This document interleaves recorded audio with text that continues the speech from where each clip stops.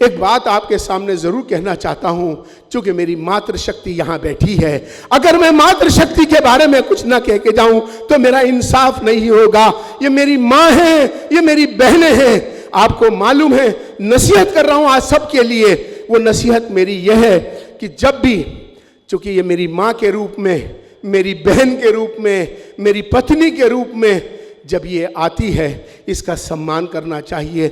जिस घर में औरत का सम्मान नहीं होगा, याद रखना उसके घर की बरकत चली जाएगी, उसके घर की रहमत चली जाएगी।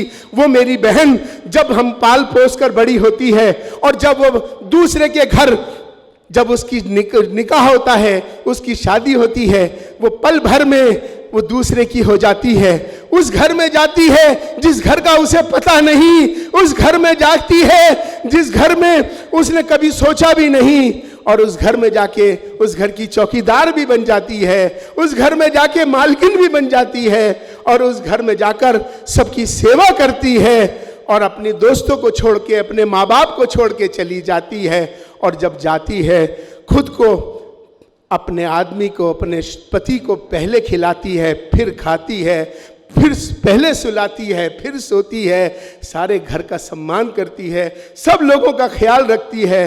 तो आओ हम सब मिलकर, हमारी भी बहन के रूप में हो, माँ के रूप में हो, किसी भी रूप में हो, इसका सम्मान करना, हमेशा बरकत मिलेगी। इन्हीं शब्दों के साथ अब अपनी बात को मैं ख़त्म कर रहा हूँ, आखिरी नसीहत के साथ। चूँकि मैं इमाम हूँ, चीफ इमाम हूँ, इस नसीहत के साथ कि मैं आपको याद रखना, जो नसीहत है मेरी, इसे भूलना मत। एम्बुलेंस जैसे भी आप देखें, एम्बुलेंस जब जाती है ना, उसकी जो आवाज़ है वो रोने की आवाज़ है।